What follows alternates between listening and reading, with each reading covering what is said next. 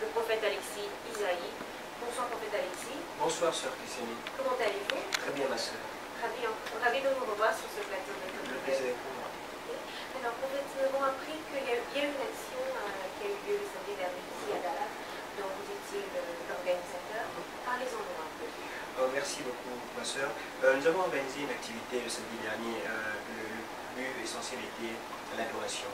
Nous avons voulu que le peuple de Dieu expérimente Dieu par le biais de l'adoration.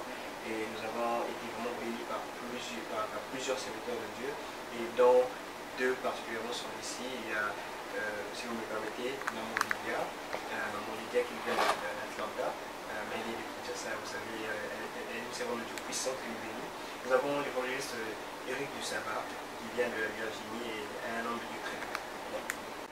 Bonsoir Maman Lydia. Bienvenue à Dallas. Ouais, merci. Nous sommes vraiment heureux de savoir que vous êtes ici avec nous. Et personnellement, je bénis Dieu pour votre travail d'adoration et je suis contente de vous voir. C'est un plaisir de te revoir ici aussi et de voir ce que tu fais avec Dieu. C'est un grand témoignage qu'on se revoit ici. Parce qu'on s'est rencontrés dans les coulisses des prières. Tout à fait. Tout à fait.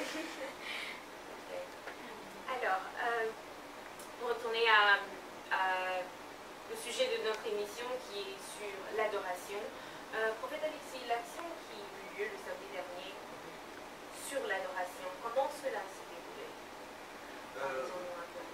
Vous savez, c'est un plaisir de se retrouver dans la présence de Dieu.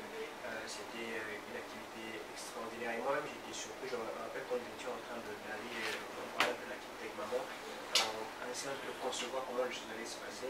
Mais à la fin de l'activité, je dirais ce qu'elle m'a dit, tu sais, le Seigneur nous a surpris, il a conduit les choses différemment. Et nous avons aimé aussi l'intervention de l'évolution. Énormément. Nous étions énormément bénis. C'était extraordinaire. Il fallait être là. En tout cas, ceux qui n'ont pas été là, je crois que Dieu vous a fait quand même grâce que vous étiez, mais tous ceux qui ont été avec nous ont été énormément bénis par le message, par le service conduit par Papa et du Sabbat. C'était extraordinaire le groupe qui avait les adorateurs. Je ne veux pas les appeler les choristes et tout ça, les chants, mais les adorateurs qui étaient là, c'était exceptionnel. Je salue aussi le frère Michel qui n'est pas avec nous. Dieu le bénisse. Alors, peut-être Alexis, d'où vous vient cette inspiration d'organiser une action sur l'adoration? C'est une première, à ce que je sache. Est-ce que c'est quelque chose, c'est une action qui aura lieu chaque année? Quelle est la vision? Quelle est votre vision? D'abord, notre source d'inspiration, c'est Dieu. C'est le Saint-Esprit. Il connaît le profondeur de Dieu. Et je crois qu'il a puisé dans le profondeur de Dieu. Il a vu le besoin. Dans le livre de Jean, chapitre 4, Jésus dit quelque chose. Il dit leur vie elle est déjà venue où les vrais adorateurs adoreront le Père en esprit en vérité. Car ce sont là les adorateurs que le Père demande. Je crois qu'il y a une demande de Dieu encore en ce temps concernant l'adoration. Je crois que c'est pourquoi le Saint-Esprit a puisé dans les entrailles de Dieu, nous a révélé en fait le besoin de cette activité. Évidemment, pour répondre à votre question, nous croyons et nous savons que le Seigneur a établi cela dans notre cœur. Et l'année prochaine, nous aurons aussi beaucoup d'autres activités comme ça et nous allons en parler en large. Merci beaucoup. L'adoration. Comme la Bible le dit, Dieu cherche les adorateurs, ceux qui l'adorent en esprit et en vérité. Ce sujet d'adoration, ma première question, je vais l'adresser au pasteur du Sabbat.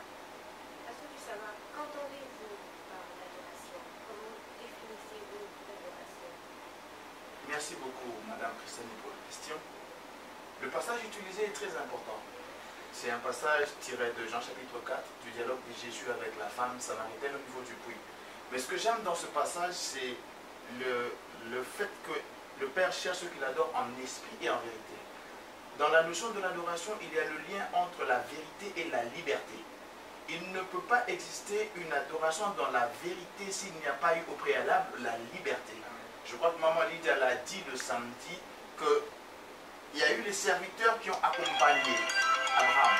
Mais il est arrivé à un moment donné où Abraham, le Père, dit aux serviteurs de s'arrêter. Parce qu'au fait, la notion de l'adoration ne revient pas aux serviteurs. La notion de l'adoration appartient aux hommes libres, à ceux qui sont affranchis par le Christ, à ceux qui sont libérés par le Christ. Ceux qui sont régénérés et nés de nouveau, ceux-là qui sont affranchis. Ainsi Christ dit, vous connaîtrez la vérité et la vérité vous affranchira. Vous comprenez donc que la vérité est intimement liée à la liberté. Seuls ceux qui combinent ces deux choses peuvent prétendre à l'adoration. Mais pour répondre à votre question, je dirais que l'adoration n'est pas un moment pendant un culte à l'église. L'adoration n'est pas un moment où la musique est assez douce, où même les mouches peuvent dormir. Mais l'adoration est un moment où le cœur de l'humain rencontre le cœur du divin. Un moment où l'homme s'oublie, où l'homme se débarrasse de tout. Ça peut être au travail, ça peut être à la maison, ça peut être au volant de sa voiture, mais à chaque moment de sa vie où nous nous détachons de nous-mêmes pour essayer de toucher au divin, où nous essayons de nous perdre dans ce qu'est le divin, et là nous adorons le Seigneur. Ça peut se faire en mangeant, ça peut se faire en buvant, ça peut se faire tel qu'on est là. L'adoration, c'est ce que nous sommes en train de faire. Du moment que nous le faisons en esprit et en vérité, en conformité avec la pensée du Père, c'est ce que moi j'appellerais l'adoration. Au-delà d'un moment, c'est un comportement. Au-delà d'un moment, c'est toute une vie. Pour ne pas monopoliser la parole, telle pouvait être ma réponse par rapport à cette question. Je pense que le prophète a tout dit, l'apôtre, parce que moi j'ai eu le temps de partager avec cet homme qui m'a beaucoup impressionné. Et d'ailleurs, au moment du culte, il m'a beaucoup impressionné. Donc je pense que je veux puiser dans ce qu'il dit pour essayer de rendre les choses un peu plus palpables, rendre les choses spirituelles un peu plus charnelles, si les gens me permettront. L'adoration, c'est la soumission à Dieu. Pour se soumettre à Dieu, il faut connaître Dieu. Et pour connaître Dieu, il faut avoir la connaissance de ce qu'il est. Et pour avoir la connaissance de ce que Dieu est, il faut accéder dans ses intimités. Il est difficile de prétendre connaître une personne que tu vois à l'extérieur. La mamadie devant vous n'est pas la mamadie dans la chambre, dans la cuisine et partout. Connaître Dieu, c'est au-delà d'écouter la prédication et de dire Amen. Connaître Dieu, c'est l'accepter au travers de son Fils, accepter la vie du Christ, apprendre maintenant à marcher selon la nouvelle vie que Christ nous apporte. Vous savez, l'homme a été longtemps déconnecté de Dieu. L'homme a développé des attitudes, des aptitudes, des comportements selon l'humain, parce qu'il a été loin de Dieu. Lorsque Christ est venu dans notre vie et qu'il nous a rachetés, maintenant nous apprenons à marcher, c'est comme des petits bébés. Nous commençons à apprendre à marcher selon la nouvelle vie. Et quand on accepte de se soumettre, alors on commence à adorer Dieu. Je le rejoins pour dire, l'adoration, ce n'est pas un moment de culte. Tu ne peux pas adorer Dieu dans le culte si ta vie n'est pas une adoration. Tu ne peux pas avoir une vie d'adoration si tu n'es pas racheté. Comme il dit, l'adoration, c'est pour les gens libres. Je dirais l'adoration, c'est pour les fils de Dieu. Tu ne peux pas adorer Dieu si tu n'es pas son fils. Et même lorsque je parlais avec l'homme de Dieu, il m'a appelé, il m'a donné le thème, il m'a fait « Wouh !» Parce que c'était un thème qui m'a vraiment choqué, mais il fallait le faire. L'adoration, c'est la seule chose que Dieu ne peut pas faire. Parce que Dieu, il est souverainement élevé. Et c'est à nous de nous soumettre à lui. C'est quand on commence à penser à la soumission par rapport à la volonté de Dieu qu'on commence à adorer. Amen. Yeah. Amen. Merci beaucoup. Wow. L'adoration, c'est la soumission, l'abandon total à Dieu. Amen. Merci beaucoup. Je vous en prie. Je peux ajouter quelque chose. J'ai beaucoup aimé ce que maman a dit. Vous savez, Dieu ne veut pas s'adorer lui-même, mais en étant Dieu, il est... Regardez un peu Moloch. Vous savez, Moloch est une divinité qui est en train de demander qu'on lui sacrifie les enfants. En fait, si on comprend l'adoration, c'est celui qui reçoit l'adoration qui détermine son adoration, la façon dont il faut s'approcher vers lui. Et le Dieu que nous servons, j'ai vu cette maman dit, en tant qu'humain, on ne peut pas offrir à Dieu une adoration parfaite, c'est impossible. Mais regardez le miracle qui a été fait. Vous savez, Jésus dit une chose, il dit, vous connaîtrez, il dit, vous adorez celui que vous ne connaissez pas, en parlant de la femme samaritaine. Mais nous adorons celui que nous connaissons, parce que le salut vient de Juifs. Il n'y a pas de vraie adoration d'abord sans ce changement-là, sans la dimension du salut. Sans avoir établi le fondement inébranlable du salut dans ta vie, il n'y a pas d'adoration. Premier point. Deuxièmement, vous vous rendez compte que le salut, c'est la porte, c'est la clé qui ouvre la porte à l'Esprit de Dieu pour qu'il vienne habiter en nous. Maintenant, regardez ce qui se passe quand l'Esprit est habité. La Bible dit, on ne peut pas, comme nous ne savons pas prier, l'Esprit vient nous soutenir de notre faiblesse. Et l'Esprit, connaissant les profondeurs même de Dieu, Dieu fait un mécanisme puissant, papa du Seigneur. Dieu sait qu'on ne sait pas adorer. Alors, il envoie son Esprit en nous afin que son Esprit l'adore, mais par nous. Il crée un alibi en s'adorant lui-même à travers nous. C'est merveilleux. L'adoration en esprit et en vérité. Pourquoi? Parce que Christ, c'est la vérité. L'Ancien Testament, tout ce qui se passait, c'est l'ombre. Et en esprit, parce que l'Esprit nous emmène dans la dimension intérieure des choses à adorer Dieu. Au fait, on peut, même à mon avis, je peux parler encore lingala, les André Allegra, aux Edei. C'est comme si je tiens la main de mon enfant et je l'aide à écrire. Le Saint-Esprit adore Dieu comme il le faut, mais à travers nous. Dieu s'adore à travers nous. Comme il est Dieu, il nous trouve comme un canal par lequel il peut passer pour s'offrir la parfaite adoration. Vous voyez un peu. Christ, Dieu, il sait que les offrandes qu'on offre n'est pas parfait. Le Seigneur vient, il envoie sa parole comme une chair et il s'offre lui-même en une adoration parfaite. Dieu est merveilleux. Et je veux continuer. Alléluia. Je veux continuer ce que le prophète dit. Sois béni, homme de Dieu. Bien-aimé dans le Seigneur. Tu n'as pas à chercher à te justifier toi-même. Tu sais, le problème avec toi, c'est que tu attends d'abord être parfaite pour venir à Dieu. Tu te dis, j'ai tellement péché que tu commences à te sentir mal d'adorer Dieu. Je veux te dire une chose. Christ nous regarde, il dit à ses disciples, il est avantageux pour vous que je m'en aille. Je vous enverrai quelqu'un qui sera au-dedans de vous. Quelqu'un qui vous emmènera Dieu en vous. Bien-aimé, aujourd'hui, il suffit seulement de dire, Seigneur, je veux que tu changes ma vie, mais je veux commencer par une chose. Je t'invite dans mon cœur. Le Saint-Esprit, il entre dans ton cœur. Alors il commence à t'emmener à faire des choses que tu ne peux pas faire par toi-même. Le Saint-Esprit commence à adorer Dieu. Prophète, que Dieu te bénisse. Lorsque tu es là en esprit, combien de fois on parle en langue sans savoir ce qu'on dit, mais on touche les sensibilités de Dieu. Parce que le Saint-Esprit en nous est en train de l'adorer. Oh, praise the Lord. Pour ceux qui nous suivent, que l'on pose juste deux petites bases qui nous permettent d'avancer. La première fois, ce qu'on appelle la loi de la première mention. La première fois que le verbe adorer est utilisé dans la Bible, c'est lié à un sacrifice. On ne peut pas parler d'adoration s'il n'y a pas de sacrifice. Et le sacrifice dont Dieu a besoin, ce n'est pas du sang, maman Lydia. Au fait, avec Abraham, le sacrifice pour Dieu avec Abraham, ce n'était pas le sang d'Isaac, mais c'était le cœur d'Abraham. En demandant cela à Abraham, Dieu ne cherchait pas le sang d'Isaac, mais Dieu voulait que le cœur d'Abraham s'ouvre à Dieu. Une fois que le cœur d'Abraham s'ouvre à Dieu, là, Abraham fait un premier pas. Mais il lui faut cependant faire un deuxième pas, qui est celui de renoncer à lui-même. Il ne peut pas, on ne peut pas parler d'adoration s'il n'y a pas de renoncement à soi-même. L'adoration, c'est une mort en soi. L'adoration, c'est l'abandon de soi-même. Je voudrais dire ceci. Une perte simplement subie n'est pas un sacrifice. Dieu ne cherche pas qu'on perde quelque chose pour lui. Dieu veut que l'on sacrifie pour lui. J'ai dit une perte simplement subie. Je peux perdre de l'argent. Je ne l'ai pas sacrifié. Il n'y a pas ma volonté dedans. Mais lorsque j'accepte de prendre mon argent, de donner, là je perds. C'est ce que Dieu voulait avec Abraham. Dieu ne voulait pas que Isaac meure par accident. Dieu ne voulait pas qu'Isaac soit mangé par un lion. Dieu ne voulait pas qu'Isaac tombe d'un mur. Mais Dieu voulait que ce soit Abraham qui lui apporte Isaac. Parce qu'au fait, Dieu voulait qu'Abraham concède à perdre. Dieu ne voulait pas prendre Isaac par maladie et qu'Abraham dise l'Éternel a donné, l'Éternel a repris. Dieu dit non, Abraham, je ne fais pas ça avec toi. Je veux que tu le prennes toi-même.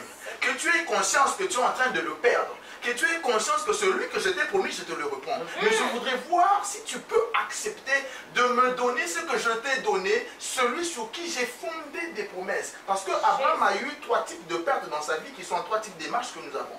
Abraham a perdu sa famille. Abraham s'est séparé d'avec l'autre. Image de ce que nous avons acquis sans effort. Pour avoir un frère et une soeur, on ne fournit aucun effort.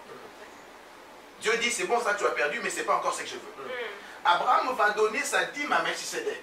image de ce qu'il perd par sa force car il venait d'une bataille. Dieu dit, oh, c'est bon, même ça tu peux perdre pour moi, j'accepte encore. Mais Dieu dit à Abraham, au-delà de ces deux choses, je veux que tu perdes une chose spirituelle que j'ai moi-même donnée, une promesse. Parce que Isaac est une promesse de Dieu. Au-delà de perdre dans la chair ce pourquoi il n'a pas fourni d'efforts, au-delà de perdre ce pourquoi il a fourni des efforts, mais Dieu lui dit, je veux que tu perdes une promesse. Sur ce point, c'est là qu'on adore Dieu. Parce qu'on ne pouvait dire à Dieu, mais c'est toi qui as donné. Logiquement, Dieu, si tu étais à l'école comme moi, tu ne peux pas comprendre ça. Parce que tu sais que c'est avec celui-ci que j'aurai une descendance. Ismaël est déjà parti. Si tu me le prends, comment est-ce que j'aurai notre descendance? Et Abraham dit, je crois que même en te le donnant, par lui, le pauvre qui s'en va, le mort qui s'en va, je crois que par lui, je recevrai une postérité. Et ça suscitait en Dieu une chose extraordinaire. Si nous lisons Genèse 13, maman dit, lorsque Abraham se sépare de Lot, Dieu lui dit, ta descendance sera comme là, le sable de la mer.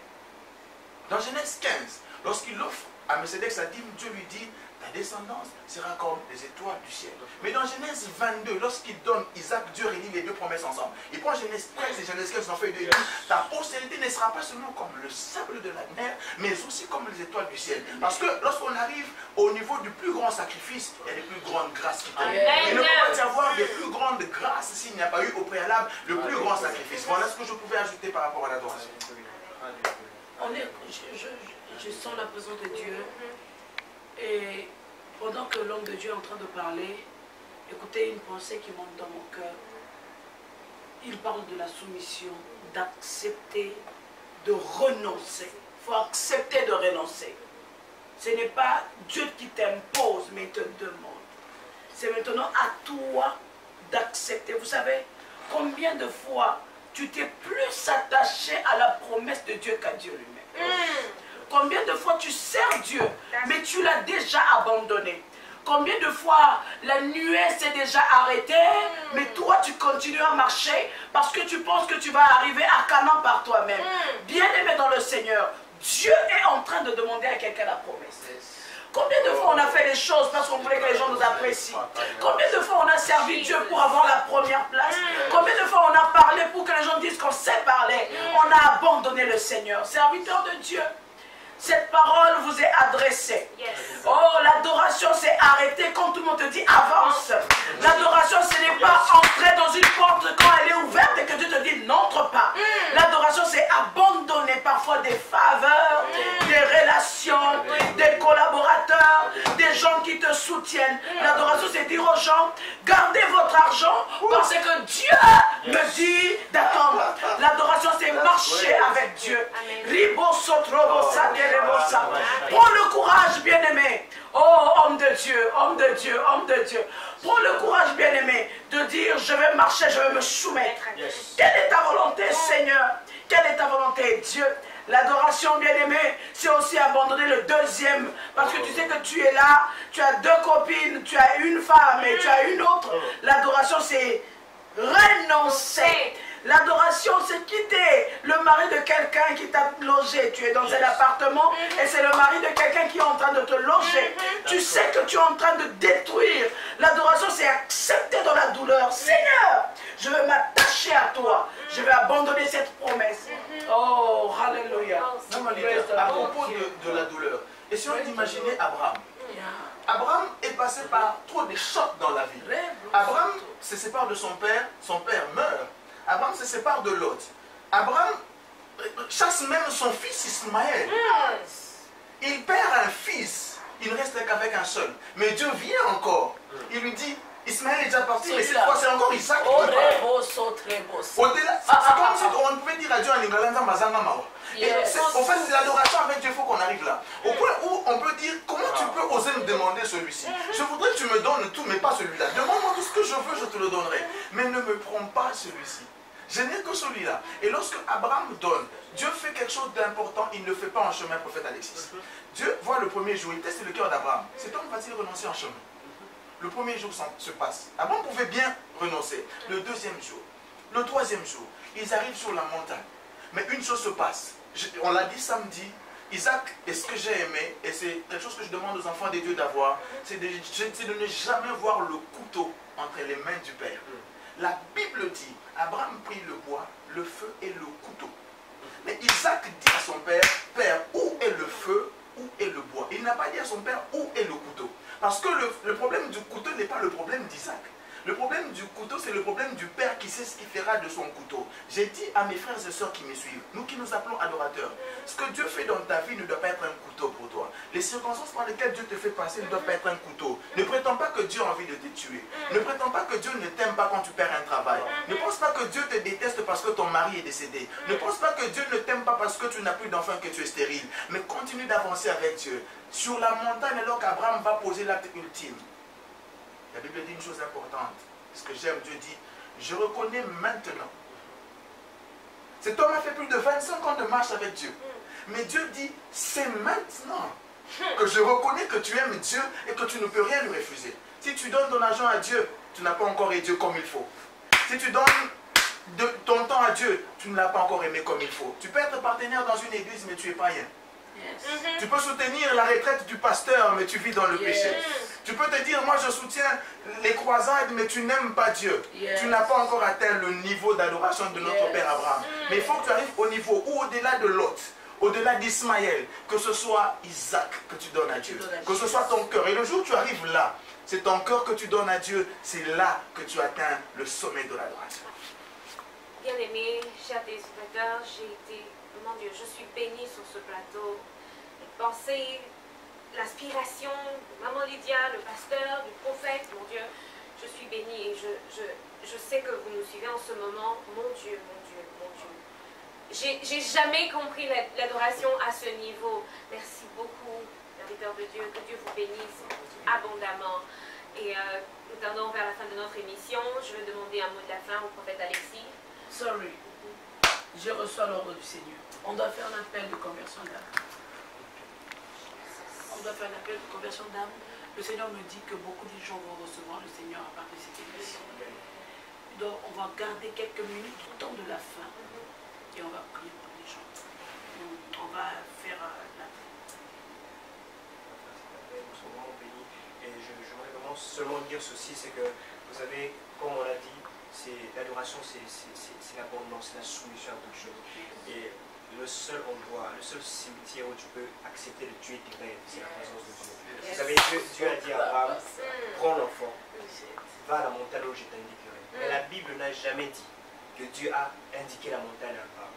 Mais la Bible dit, il vit l'endroit, il reconnaît l'endroit.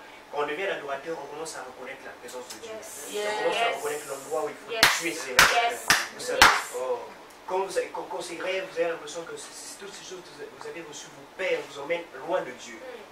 Sachez que le lieu où vous pouvez tuer vos rêves et le retrouver, c'est la présence de Dieu. J'ai rêvé hier, la Bible dit, lancez leur couronne. Mais maman, quand est-ce qu'il a retrouvé les couronnes? Dieu remplacé. Hey! Et un plus grand. C'est le seul cimetière que je connais où les morts ressuscitent. Vos rêves peuvent ressusciter de la présence de Dieu. Votre ministère peut ressusciter de la présence de Dieu. Si vous êtes un adorateur, si vous pouvez ce soir accepter de vous approcher de Dieu, alléluia, l'Esprit de Dieu en vous vous apprendra à reconnaître cette présence. Le lieu où vous pouvez dire, Seigneur, je meurs ici. Je sais que je vais revivre. Que Dieu bénisse. Que Dieu bénisse ses serviteurs, ses puissants serviteurs. Je ne sais pas si maman peut faire cet appel, cette option est sur vous. Écoutez, le Seigneur me dit qu'il y a une personne maintenant, tu sens dans ton cœur que c'est le moment de donner ta vie à Jésus. Et le Seigneur me dit qu'il y a une femme qui est fatiguée et qui attend un enfant depuis toujours. Alléluia. Dieu me dit, fais de ta vie une adoration. Cette prière, nous allons la faire pour tous ceux qui chantent, qui sont interpellés par Dieu dans n'importe quel domaine. Que ce soit pour recevoir Christ, parce que je ne vais pas faire nous allons faire la prière ensemble, mais vous allez répéter la prière de l'homme de Dieu. Et après, on va prier pour vous. Je veux que tu donnes ta vie à Dieu. Il m'a dit que tu veux lui donner ta vie.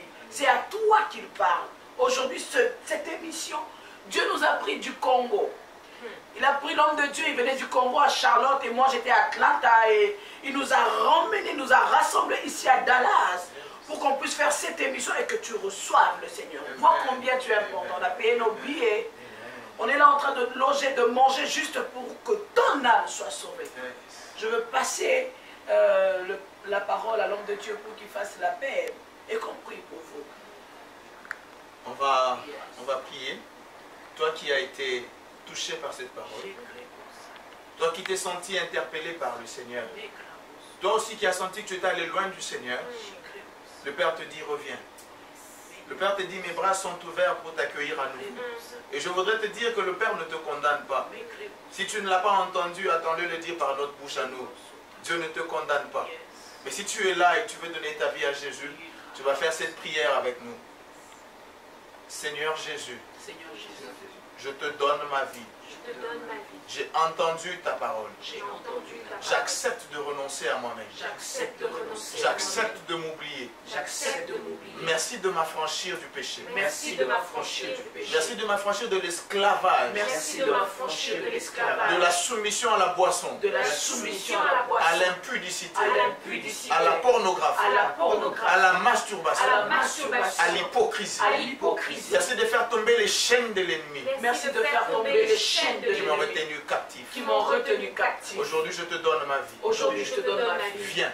Viens. Sauve-moi. Sauve-moi. Change ma vie. Change ma vie. Fais de ma vie Fais de ma vie la vie que tu veux qu'elle la soit. vie que tu veux qu'elle soit. Je promets de te servir. Je promets de te servir. De t'honorer. De t'honorer. Et de suivre toute De ma te vie. suivre toute ma vie. Merci pour l'œuvre du Saint-Esprit Merci dans ma pour vie. l'œuvre du Saint-Esprit dans ma vie.